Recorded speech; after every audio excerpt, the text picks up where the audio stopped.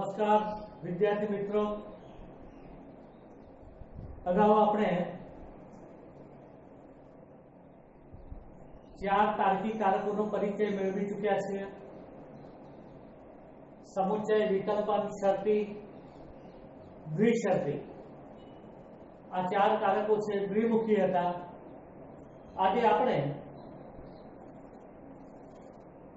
એક પાંચમા નંબરના કારકની નિષેધ કારકની સમજૂતી મેળવવા જઈ રહ્યા છે. પ્રશ્ન છે નિષેધનું લક્ષણ, તેનું સત્યતા કોષ્ટક અને તેનું તાર્કિક સ્વરૂપ.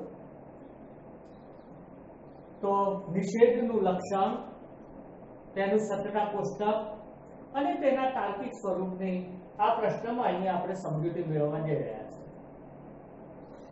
પ્રસ્તાવના કરીએ તો તર્કશાસ્ત્રમાં નિષેધનો ખ્યાલ પાયાનો ગણાય છે. આમ સર્વે કારકોમાં નિષેધનું કારક મૂળભૂત હોવાથી તેનો બધા જ કારકોમાં સૌથી પહેલો પરિચય મેળવવો પડે છે. બધા જ કારકોમાં પ્રથમ તે કારકને આપણે મહત્વ આપવું પડે છે. અહીં આપણે આવા નિષેધ કારકને સમજીએ. સૌથી પહેલા આપણે નિષેધનું લક્ષણ જોઈએ. જે સંયુક્ત વિધાન નિષેધ પી એ રૂપમાં રજૂ થયેલું હોય અને જો તેના પીને સ્થાને આવેલા વિધાનનું મૂલ્ય સત્ય હોય તો નિષેધ પીનું મૂલ્ય અસત્ય બને છે. અને જો પીને સ્થાને આવેલા વિધાનનું મૂલ્ય અસત્ય હોય તો નિષેધ પીનું મૂલ્ય સત્ય બને છે. આવા વિધાનને નિષેધ વિધાન કે નિષેધક વિધાન કહેવામાં આવે છે. ફરીથી આ લક્ષણને આપણે જોઈએ. જે સંયુક્ત વિધાન નિષેધ પી એવા વિધાન રૂપમાં રજૂ થયેલું હોય અને જો તેના પીને સ્થાને મૂકવામાં આવતા વિધાનનું મૂલ્ય સત્ય હોય તો નિષેધ પી એ વિધાનનું મૂલ્ય અસત્ય બને છે. અને જો પીને સ્થાને મૂકવામાં આવતા વિધાનનું મૂલ્ય અસત્ય હોય તો નિષેધ પી એ વિધાનનું મૂલ્ય સત્ય બને છે. તો નિષેધનું આપણે લક્ષણ જોયું. અહીંયા આપણે નિષેધ પી નું સત્યતા કોષ્ટક. તો નિષેધ તાર્કિક કારક નિષેધ પી એવા વિધાન રૂપની રચના કરે છે તેનું સત્યતા કોષ્ટક અહીંયા આપણે જોઈએ. તો અહીંયા તમે જોઈ શકો છો કે બે સ્તંભો છે. પહેલો જે સ્તંભ પાડેલો છે એ ઘટકનું વિધાન અને તેના સત્યતા મૂલ્ય માટેનો પાડેલો, જ્યારે બીજો સ્તંભ છે એ સંયુક્ત વિધાન અને તેના સત્યતા મૂલ્ય માટેનો પાડેલો છે. આમ અહીંયા બે સ્તંભો છે. અહીંયા તમે જોશો તો ઘટકનું વિધાન છે એક જ છે. ઘટકનું વિધાન એક જ છે અને તેથી તેના મૂલ્યની બે શક્યતાઓ થાય છે. કોઈ પણ એક સાદું વિધાન હોય, કોઈ એક ઘટકનું વિધાન હોય તો એના મૂલ્યની બે શક્યતાઓ છે. કાં તો તે સાચું હોય અથવા ખોટું. એટલે અહીંયા તમે જુઓ, આનું ઘટકનું વિધાન પીને સ્થાને મૂકવામાં આવતું કોઈ પણ વિધાન એક, જે અહીંયા પી ઘટકનું વિધાન છે અને એના મૂલ્યની બે શક્યતાઓ થાય છે. એટલે અહીંયા બે હરોળો પાડી છે અને અહીંયા પી ને સ્થાને મૂકવામાં આવતા વિધાનના મૂલ્યો બે હોઈ શકે છે. કાં તો એ સાચું હોઈ શકે અથવા ખોટું હોઈ શકે. એટલે આ મૂલ્યની શક્યતાઓ છે અહીંયા બંને લખેલી છે, P અને F. તો એક જ સાદું વિધાન આવતું હોય એવા સત્યતા કોષ્ટકમાં બે હરોળ પડે છે, કારણ કે એક સાદું વિધાન હોય તો એના મૂલ્યની બે શક્યતાઓ થાય છે, એટલે અહીંયા આપણે ટી એફ એવું બે હરોળો હોય સત્યતા કોષ્ટકમાં તો અગાઉથી પૂર્વે જ આપણે લખી દેવું પડે, કારણ કે જ્યાં સુધી પાયાનું જે ઘટકનું જે વિધાન છે અને એના મૂલ્યો ન આપીએ આપણે ત્યાં સુધી સમગ્ર જે વિધાન છે અહીંયા નિષેધ પી એ વિધાનો એનું મૂલ્ય અહીંયા આપણે આપી શકતા, એટલે અહીંયા આ જે ઘટકનું વિધાનો છે એના મૂલ્યો આપણે સ્તંભ નંબર 1 માં આપી દીધેલા. સ્તંભ નંબર 2 છે એ સંયુક્ત વિધાન અને તેના સત્તા મૂલ્યનો. તો સંયુક્ત વિધાન અહીંયા સ્તંભ નંબર 2 માં નિષેધ પી અને એમાં અહીંયા મૂલ્ય પ્રદાન કરેલું, અહીંયા જે મૂલ્ય પ્રદાન કરેલું છે બંને હરોળોમાં બીજા સ્તંભમાં એ નિષેધ તાર્કિક કારકના સત્યતા મૂલ્યના નિયમને આધારે સ્તંભ નંબર 1 ઉપરથી કરેલું, સ્તંભ નંબર 1 ને આધારે અને નિષેધ તાર્કિક કારક છે એના સત્યતા મૂલ્યના નિયમને આધારે અહીંયા મૂલ્ય પ્રદાન આ બીજા સ્તંભમાં કરેલું છે. આપણે જાણીએ છીએ કે નિષેધનો નિયમ છે મૂળ વિધાન સત્ય હોય તો તેનો નિષેધ અસત્ય બને છે અને મૂળ વિધાન અસત્ય હોય તો તેનો નિષેધ સત્ય બને છે. P હોય તો F થાય છે અને F હોય તો T થાય છે. એ રીતે અહીંયા આ સત્તા કોષ્ટકમાં મૂલ્ય પ્રદાન આપણે કરેલું છે અને એ રીતે અહીંયા નિષેધ P નો સત્તા કોઠો આપણે દોરેલો છે. હવે આપણે નિષેધના લક્ષણ અને નિષેધનું જે સત્યતા કોષ્ટક છે એને આધારે આપણે નિષેધ નું જે તાર્કિક સ્વરૂપ છે એને આપણે સમજીએ. તો સૌથી પહેલા આપણે જોઈએ નિષેધ જે તાર્કિક કારક છે, નિષેધ જે પ્રતીક છે સર્પાકાર પ્રતીક છે એનો અર્થ નથી એમ થાય છે. નથી પણ થાય, નહીં પણ થાય, એ વાત સાચી નથી એમ પણ થાય, એ વાત ભૂલ ભરેલી છે, એ વાતમાં માલ નથી, એ વાતમાં તથ્ય નથી, એવું નથી કે આ બધા નથીના પર્યાયવાચક શબ્દો છે અને એનો ઉપયોગ કરીને જ્યારે મૂળ વિધાનનો નિષેધ કરવામાં આવેલો હોય ત્યારે એ વિધાનો છે એ નિષેધવાચક વિધાનો હોય છે. તો અહીંયા નિષેધનો અર્થ નથી એમ થાય છે. નિષેધ છે ના પર્યાય તરીકે નિષેધનું જે સર્પાકાર પ્રતીક છે એના વિકલ્પ તરીકે આપણે આ રીતે આડી રેખાનો પણ ઉપયોગ કરી શકીએ છીએ.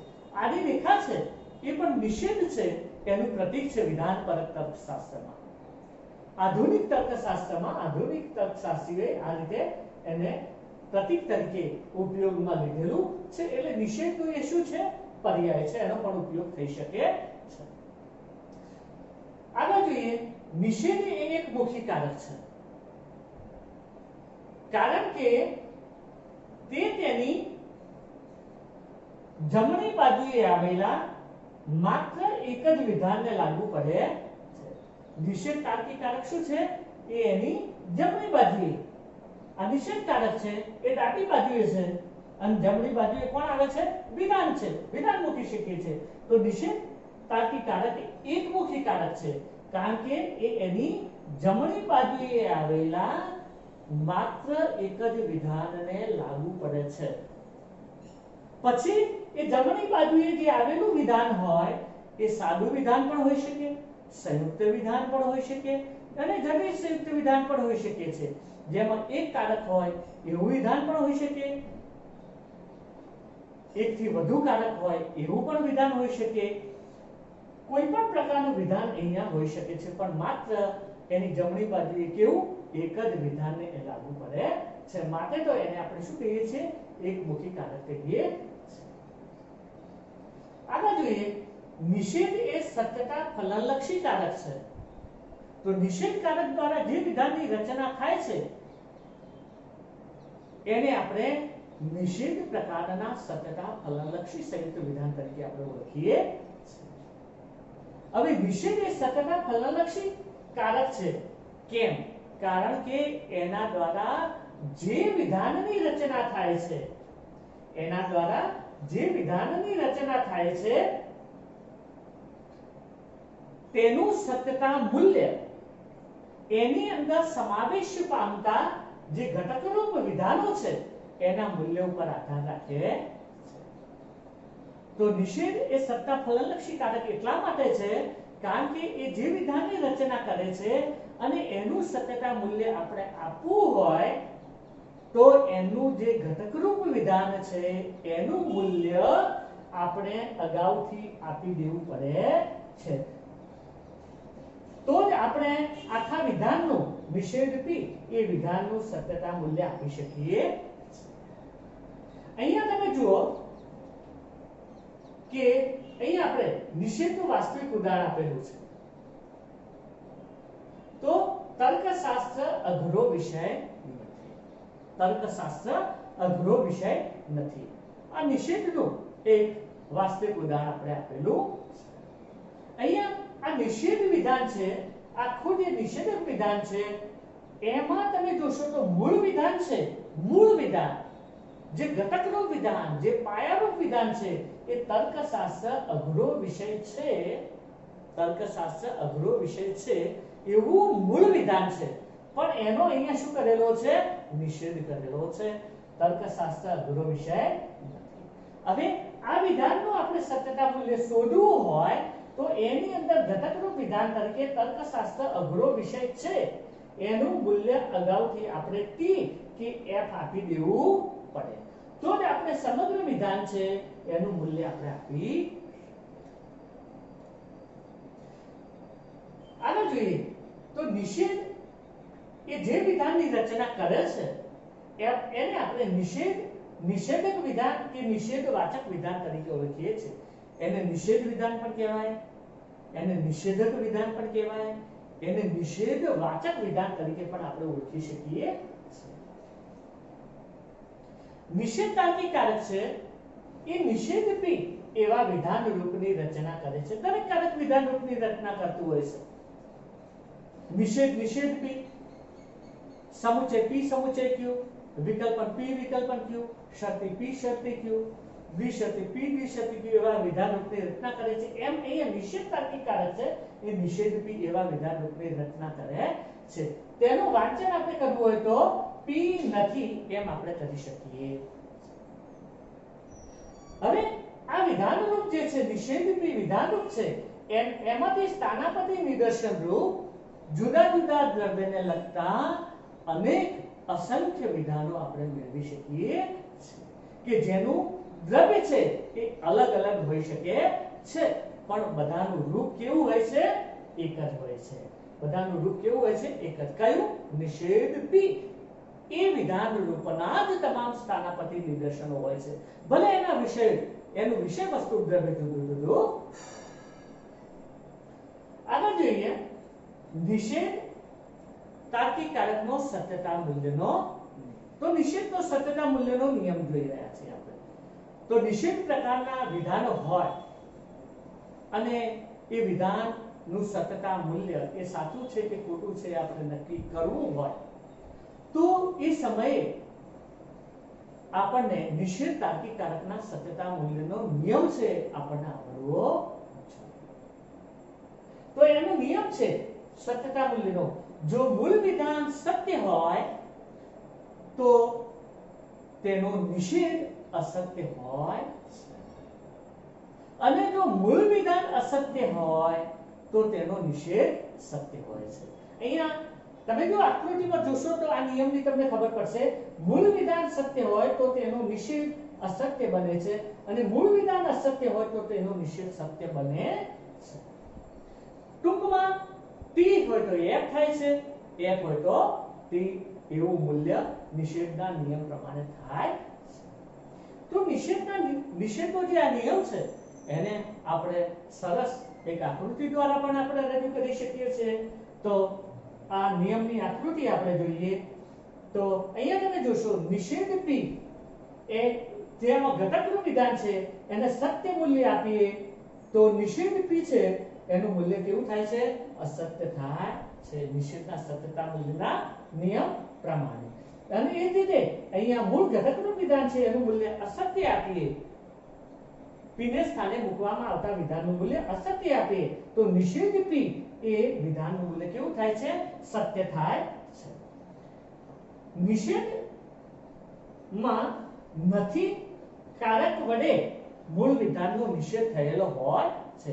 તો નિષેધ વિધાન આપણે જોયું, એમાં તમે જુઓ કે નથી કારક વડે મૂળ વિધાન હોય છે એનો શું કરવામાં આવેલો હોય છે? નિષેધ કરવામાં આવેલો હોય છે. આમ નિષેધ એ પાયારૂપ અને સૌથી મહત્વનું અને તાર્કિક કારકોમાં સૌથી પહેલા જેની ગણના થાય એવું આ તાર્કિક કારક છે અને એને સમગ્રપણે આપણે અહીંયા સમજ્યા છે. નમસ્કાર વિદ્યાર્થી મિત્રો, આજે આપણે ચોથા નંબરનું કારણ દ્વિશરતી અને એની સમજૂતી મેળવવા જઈ રહ્યા છે. પ્રશ્ન છે દ્વિશરતીનું લક્ષણ, તેનું સત્યતા કોષ્ટક અને તેનું તાર્કિક સ્વરૂપ. પ્રસ્તાવના રૂપકથાને એવું જોઈએ આપણે તો વિધાનપરક તર્કશાસ્ત્રનો પાયો, વિધાનપરક તર્કશાસ્ત્રના પાયારૂપ પ્રતીકો એ તાર્કિક કારકો છે, જેવા કે સમુચય, વિકલ્પન, શરતી, દ્વિશરતી અને નિષેધ. તેમાંથી અહીં આપણે દ્વિશરતી તાર્કિક કારકની સમજૂતી મેળવી. સૌથી પહેલા આપણે દ્વિશરતી નું લક્ષણ જોઈએ. જે સંયુક્ત વિધાન P દ્વિશરતી Q એ વિધાન રૂપમાં રજૂ થયેલું હોય અને જો તેના P અને Q બંને સ્થાને આવેલા વિધાનોના મૂલ્યો કાં તો બંને સત્ય અથવા બંને અસત્ય હોય તો અને તો જ આવું વિધાન સત્ય બને છે, બાકી અસત્ય બને છે. આવા વિધાનને દ્વિશરતી વિધાન કહેવામાં આવે છે. ફરીથી જોઈ લો દ્વિશરતીનું લક્ષણ આપણે, જે સંયુક્ત વિધાન P દ્વિશરતી Q એવા વિધાન રૂપમાં રજૂ થયેલું હોય અને જો તેના P અને Q બંને સ્થાને મૂકવામાં આવેલા વિધાનોના મૂલ્યો કાં તો બંને સત્ય હોય અથવા બંને અસત્ય હોય તો અને તો જ આવું વિધાન સત્ય બને છે, બાકી અસત્ય બને છે. આવા વિધાનને દ્વિશરતી વિધાન કહેવામાં આવે છે. હવે આપણે દ્વિશરતીનું સત્યતા કોષ્ટક જોઈએ તો P દ્વિશરતી Q નો સત્યતા કોષ્ટક, P દ્વિશરતી Q નું સત્યતા કોષ્ટક. તો વિદ્યાર્થી મિત્રો, આ સત્યતા કોષ્ટકમાં કુલ 3 સ્તંભો છે. આ 3 સ્તંભોમાં પ્રથમ 2 સ્તંભો છે એ આદ્ય સ્તંભો છે. પહેલો અને બીજો આદ્ય સ્તંભ છે જેને મુખ્ય સ્તંભ આપણે કહીએ છીએ, કે જેમાં ઘટકરૂપ વિધાનો છે એના માટે એની રચના થાય છે. જ્યારે અહીંયા ત્રીજા નંબરનો સ્તંભ છે એ મુખ્ય સ્તંભ છે અને તેમાં સમગ્ર જે વિધાનો છે એના માટેનો એ રચેલો છે. અહીં આપણે જોઈએ તો કુલ 4 હરોળ પડી છે. એનું કારણ અહીંયા આ વિધાન રૂપમાં તમે જોશો તો બે ઘટકનો વિધાનો છે, બે સાદા વિધાનો છે, એટલે કે બે વિધાનો હોય તો એના મૂલ્યની ચાર શક્યતાઓ થાય છે. બંને સાચા હોય તો બંને ખોટા હોય અથવા TF હોય કે FT હોય, આવા મૂલ્યની ચાર શક્યતાઓ થાય છે જો બે વિધાનો હોય. એટલે અહીંયા ચાર હરોળ પાડી છે. અહીંયા આર્ધ સ્તંભો છે, મુખ્ય સ્તંભો છે, ઘટકરૂપ વિધાનોના સ્તંભો છે P અને Q ના. એના જે મૂલ્યો આપણે કહ્યા, ચાર શક્યતાઓ કહી મૂલ્યની, એ અગાઉથી મેં અહીંયા લખી દીધું છે. કાં તો બંને વિધાનો સત્ય હોય, કાં તો બંને વિધાનો અસત્ય હોય, કાં તો P સત્ય હોય અને Q અસત્ય હોય, કાં તો P અસત્ય હોય અને Q સત્ય.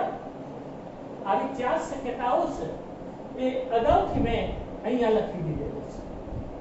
તમારે સરળતાથી લખવું હોય તો અહીંયા જે પહેલો સ્તંભ છે, ચાર હરોળ હોય તો પહેલા સ્તંભમાં 2T અને 2F એવું મૂલ્ય આપી દેવાનું. 2T અને 2F. બીજા સ્તંભમાં TF TF આ રીતે મૂલ્ય આપવાનું રહેશે. તો આર્ધ સ્તંભમાં આપણે મૂલ્ય આપી દીધા, મુખ્ય સ્તંભમાં. હવે આપણે ગૌણ સ્તંભમાં મૂલ્ય આપવાનું છે. ગૌણ સ્તંભમાં મૂલ્ય પ્રદાન કરતી વખતે વિદ્યાર્થી મિત્રો જે તાર્કિક કારકોના સત્યતા મૂલ્યના નિયમો હોય છે એનો આપણે ઉપયોગ કરવો પડે છે. તો અહીંયા આ ત્રીજા સ્તંભમાં તમે જોઈ શકો છો કે બે ઘટકરૂપ જે વિધાનો છે એના વચ્ચે દ્વિશર્તી તાર્કિક કારક આવેલું છે. એટલે અહીંયા આપણે દ્વિશર્તીના સત્યતા મૂલ્યના નિયમ પ્રમાણે અહીંયા આપણે સ્તંભ નંબર 1 અને 2 ને આધારે અહીંયા મૂલ્ય પ્રદાન કરીશું. આ સ્તંભમાં જે મૂલ્ય પ્રદાન આપણે કરીશું એ સ્તંભ નંબર 1 અને સ્તંભ નંબર 2 એમાં આપેલા મૂલ્યો અને દ્વિશર્તી તાર્કિક કારકનો જે સત્યતા મૂલ્યનો નિયમ છે એના આધારે આપણે અહીંયા આ ત્રીજા સ્તંભમાં મૂલ્ય પ્રદાન કરવાનું છે. તો અહીંયા આપણે ત્રીજા સ્તંભમાં મૂલ્ય પ્રદાન કરીએ તો દ્વિશર્તી તાર્કિક કારકનો સત્યતા મૂલ્યનો નિયમ છે કે બંને ઘટકરૂપ વિધાનો સાચા હોય તો પણ દ્વિશર્તી વિધાન સત્ય બને, બંને ઘટકરૂપ વિધાનો અસત્ય હોય તો પણ દ્વિશર્તી વિધાન કેવું બને? સત્ય બને. બાકી કેવું બને? અસત્ય બને. TF હોય કે FT હોય તો અસત્ય બને. TF કે FT હોય તો કેવું બને? અસત્ય. તો દ્વિશર્તી તાર્કિક કારકના સત્યતા મૂલ્યના નિયમ પ્રમાણે અહીંયા તમે જો હરોળ નંબર 1 માં બંને ઘટકરૂપ વિધાનોનું મૂલ્ય સત્ય છે એટલે સત્યતા મૂલ્યના નિયમ પ્રમાણે અહીંયા મેં સત્ય મૂલ્ય આપ્યું છે. અહીંયા દ્વિશર્તીના સત્યતા મૂલ્યના નિયમનું પાલન થાય છે. અને એ જ રીતે અહીંયા ચોથા સ્તંભમાં તમે જુઓ બંને ઘટકરૂપ વિધાનોના મૂલ્યો P અને Q બંને ઘટકરૂપ વિધાનોના મૂલ્યો કેવા થાય છે? અસત્ય થાય છે. એટલે અહીંયા આ ચોથી હરોળમાં પણ આ દ્વિશર્તી તાર્કિક કારકના સત્યતા મૂલ્યના નિયમનું પાલન થાય છે. એટલે તેમાં પણ અહીંયા ત્રીજા સ્તંભમાં P મૂલ્ય આપ્યું. તો બંને સત્ય હોય ઘટકરૂપ વિધાનના મૂલ્યો તો પણ સત્ય, બંને ઘટકરૂપ વિધાનના મૂલ્યો અસત્ય હોય તો પણ દ્વિશર્તી વિધાન કેવું બને છે? સત્ય બને છે. અને બીજી અને ત્રીજી હરોળમાં જુઓ કે બંને ઘટકરૂપ વિધાનો સત્ય પણ નથી અને અસત્ય પણ નથી. તો કેવા મૂલ્યો છે? TF છે FT છે. એટલે બીજી અને ત્રીજી હરોળમાં અહીંયા આ F મૂલ્ય આપણે ત્રીજા સ્તંભમાં લખેલા છે. તો અહીંયા આ ત્રીજા સ્તંભમાં જે મૂલ્ય પ્રદાન કર્યું છે એ સ્તંભ નંબર 1 અને 2 અને દ્વિશર્તી તાર્કિક કારકના સત્યતા મૂલ્યના નિયમ પ્રમાણે અહીંયા મૂલ્ય પ્રદાન આપણે કરેલું. હવે આપણે દ્વિશર્તીનું લક્ષણ જોયું, એનું સત્યતા કોષ્ટક જોયું. હવે આપણે દ્વિશર્તી તાર્કિક કારકના સ્વરૂપને સમજવા માટે જઈ રહ્યા.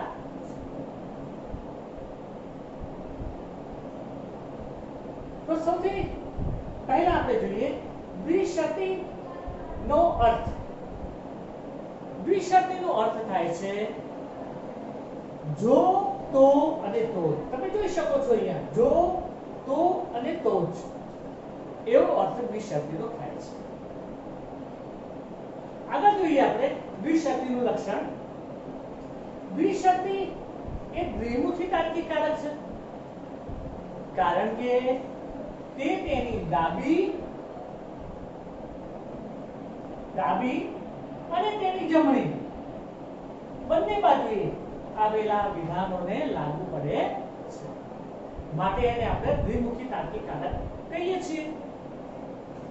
તો દ્વિશબ્દી એ દ્વિમુખી કારક છે, કારણ કે તે તેની બંને બાજુએ આવેલા વિધાનોને લાગુ પડે છે. આ બંને બાજુએ જે આવતા વિધાનો છે એ સાદા પણ હોઈ શકે, સંયુક્ત પણ હોઈ શકે અને જટિલ સંયુક્ત પણ હોઈ શકે છે. એક પણ તાર્કિક કારક ન હોય એવા સાદા વિધાનો પણ બે બાજુ હોઈ શકે ઘટકરૂપ વિધાનો તરીકે. બંને બાજુએ એક એક તાર્કિક કારક આવતું હોય એવા સંયુક્ત વિધાનો પણ હોઈ શકે અને એકથી વધુ એટલે કે બે કે બેથી વધુ કારકો આવતા હોય એવા જટિલ સંયુક્ત વિધાનો પણ આ P અને Q ને સ્થાને હોઈ શકે. માટે તો એને આપણે દ્વિમુખી તાર્કિક કારક કહીએ. આગળ જોઈએ દ્વિમુખી તાર્કિક કારકનું લક્ષણ. તો દ્વિશબ્દી તાર્કિક કારક એ સત્યતા ફલનલક્ષી કારક છે, કારણ કે એના દ્વારા જે વિધાનની રચના થાય છે એ વિધાનનું સત્યતા મૂલ્ય એના ઘટકરૂપ વિધાનો છે એના ઉપર અવલંબિત હોય છે, એના ઉપર આધારિત હોય છે. દ્વિશબ્દી તાર્કિક કારક દ્વારા જે વિધાનની રચના થાય છે અને એવા વિધાનોનું સત્યતા મૂલ્ય જો આપણે આપવું હોય તો આપણે મૌખિક એનું મૂલ્ય આપી શકતા. આવા વિધાનોનું સત્યતા મૂલ્ય એની અંદર સમાયેલા જે ઘટકરૂપ વિધાનો છે પીના અને ક્યુના સ્થાને મૂકેલા જે સાદા વિધાનો હોય, સંયુક્ત વિધાનો હોય કે જટિલ સંયુક્ત વિધાનો હોય, અને એનું સત્યતા મૂલ્ય જ્યાં સુધી આપણે ન આપીએ, એ વિધાનો સાચા છે કે ખોટા છે જ્યાં સુધી આપણે ન આપીએ ત્યાં સુધી સમગ્ર વિધાનનું મૂલ્ય આપણે આપી શકતા નથી. અને તેથી તો દ્વિશબ્દી તાર્કિક કારક છે એને સત્યતા ફલનલક્ષી કારક તરીકે ઓળખવામાં આવે છે. અને એના દ્વારા જે બનતા વિધાનો છે, નવા રચાતા વિધાનો છે, એને સત્યતા ફલનલક્ષી વિધાનો તરીકે ઓળખવામાં આવે છે. આગળ જોઈએ દ્વિશબ્દીનું વાસ્તવિક ઉદાહરણ. દરેક કારક છે વિધાનની રચના કરતું હોય છે, તો દ્વિશબ્દી છે એના દ્વારા પણ વિધાનની રચના થતી હોય છે. અહીંયા મેં એક દ્રષ્ટાંત લખેલું છે રોજિંદા જીવનનું. જો સાસુ વહુ સંપીને રહે તો અને તો સૂરજ પશ્ચિમમાં ઉગે. જો સાસુ અને વહુ બંને સંપીને રહે તો અને તો જ સૂરજ પશ્ચિમમાં ઉગે. તો આ દ્વિશબ્દીનું દ્રષ્ટાંત છે. આવા ઘણા દ્રષ્ટાંતો આપણે લઈ શકીએ છીએ. વિજ્ઞાનની અંદર જે કોઈ સિદ્ધાંતો છે અને એ સિદ્ધાંતો છે એમાં જે સાર્વત્રિકરણો કરેલા છે, સામાન્યકરણો કરેલા છે અને એ દ્રષ્ટાંતો છે, વિજ્ઞાનના સિદ્ધાંતો છે, એને આપણે અહીંયા આ દ્વિશબ્દીના ઉદાહરણમાં લઈ શકીએ છીએ. જો પદાર્થને ગરમી આપવામાં આવે તો અને તો જ પદાર્થ ખુલે. જો ફુગ્ગામાં ગેસ પૂરવામાં આવે તો અને તો જ તે હવામાં ઉડી જાય. જો ભૂરા લિટમસ પેપરને એસિડમાં બોળવામાં આવે તો અને તો જ તે લાલ રંગનું બની જાય. તો આપણે જોઈ શકીએ છીએ કે આ બધા દ્રષ્ટાંતો છે એ દ્વિશબ્દીના વાસ્તવિક દ્રષ્ટાંતો છે. આગળ આપણે જોઈએ તો આ જે દ્વિશબ્દી તાર્કિક કારક છે અને એને જે વિધાનની રચના કરી છે, આપણે દ્રષ્ટાંતો જોઈએ, એ વિધાનોને આપણે કયા નામે ઓળખીએ છીએ? તો દ્વિશક્તિ તાર્કિક કારક દ્વારા જે વિધાનની રચના થાય છે તેને આપણે દ્વિશક્તિ વિધાન કહીએ છીએ. આગળ જોઈએ આપણે કે દ્વિશક્તિ તાર્કિક કારક P દ્વિશક્તિ Q એવા વિધાન રૂપની રચના કરે છે. દરેક કારક છે એ વિધાન રૂપની રચના કરે છે. એક દ્વિશક્તિ તાર્કિક કારક છે એ P દ્વિશક્તિ Q એવા વિધાન રૂપની રચના કરે છે. તેનું વાંચન આપણે જો P તો અને તો જ Q એમ આપણે કરી શકીએ છીએ. આગળ જોઈએ આપણે P દ્વિશક્તિ Q નું અર્થઘટન. તો દ્વિશક્તિ તાર્કિક કારક P દ્વિશક્તિ Q એવા વિધાન રૂપની રચના કરે છે. એના સ્થાનાપતિ નિદર્શન રૂપ આપણને અસંખ્ય વિધાનો મળે છે. તો એનું અર્થઘટન આપણે જોઈએ, એનો અર્થ જોઈએ P દ્વિશક્તિ Q નો. તો P દ્વિશક્તિ Q નું અર્થઘટન. તો P દ્વિશક્તિ Q વિધાનમાં P શક્તિ Q અને Q શક્તિ P એવા બે શક્તિ વિધાનોનો સમાવેશ થાય છે. કારણ કે